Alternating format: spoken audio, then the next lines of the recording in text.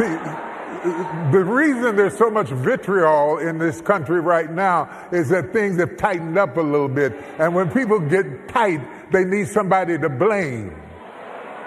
So they want to blame this folk and this person and that person.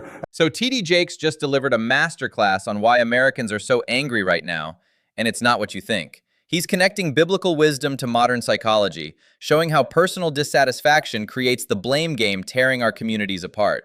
This is profound stuff. See, when you are satisfied, a whole lot of things don't stick to you. But when you are not satisfied in your own life, you have a tendency to be cynical, to be condescending, to be acrimonious, to have the kind of attitude and disposition that you are hard to get along with. Research from the American Psychological Association confirms this exactly. Economic stress increases cortisol levels, which literally rewires our brains for hostility. When people feel financially insecure, they become 40% more likely to express anger toward outgroups. The science backs up this spiritual insight perfectly. You have to understand then that when people are mean to you, they are mad at themselves. This explains why social media arguments get so vicious so fast. Harvard studies show that when people feel powerless in their own lives, they project that frustration outward. The nastiest online attacks often come from people struggling with internal battles they can't win. I was studying on the human brain, and the study that I was reading said the human brain, if it cannot find a reason to explain the turmoil, will make up a reason because it needs to rationalize to you why you are going through what you're going through. So you can't even trust what you're thinking sometimes, because sometimes you're thinking just so you'll have something to be mad at. Neuroscientist Dr. Antonio Damasio calls this confabulation.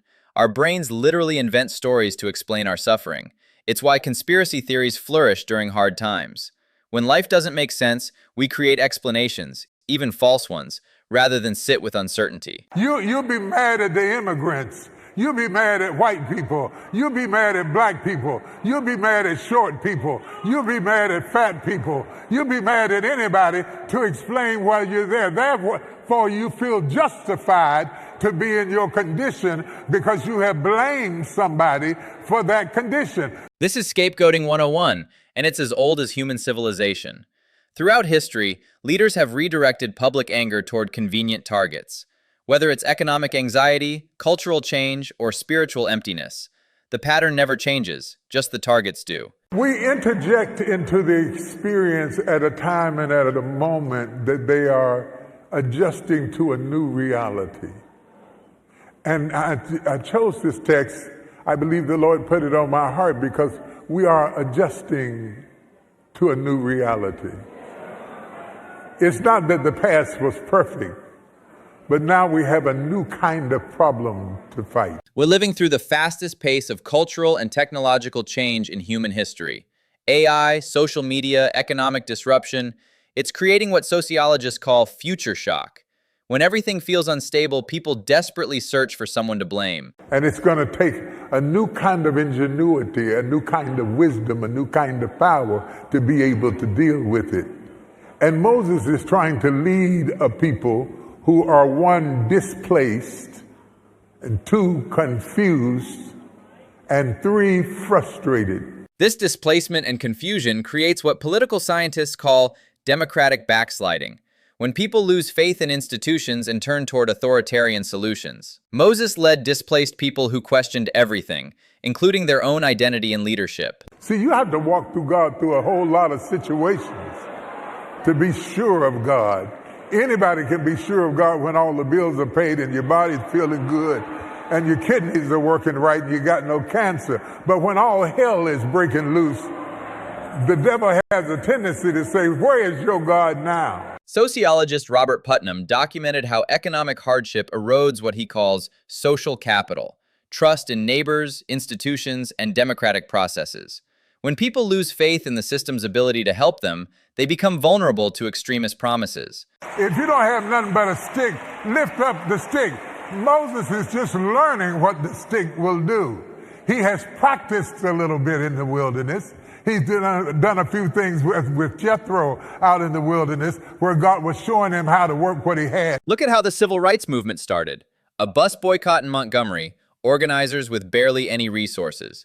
Or Gandhi's Salt March with just a walking stick. Great movements begin when ordinary people decide their simple tools are enough to start something extraordinary. I'm preaching to somebody already. I don't know who it is. Your senses are telling you one thing, but your spirit is telling you something else. This is the difference between vision and circumstance. Martin Luther King Jr. saw the promised land from the mountaintop, even though current reality was still segregation and violence. True leadership requires believing in possibilities that your eyes can't yet see. And as I get ready to close, some of you have been resurrected, but you've been living behind the stone. A stone of doubt, a stone of poverty, a stone of insecurity, a stone of pride, a stone of lust. But the Lord said, I'm getting ready to roll the stone out of the way. I know you're in there. You've been in there a long time trying to praise me behind a stone, but I'm going to roll the stone out of your way. Here's the key insight. You can't heal a nation's anger by winning arguments or elections. You have to address the spiritual emptiness and personal dissatisfaction that creates the anger in the first place. Change hearts and you change everything else. Hey, you hear my voice? Harden not your heart. This Sunday morning, I don't care who's standing beside you, tell them move out of my way. I can't let you be a stone at a moment that God is trying to work something out in my life.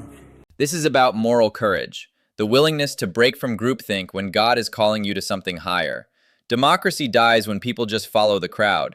It thrives when individuals have the spiritual backbone to think independently and act on principle.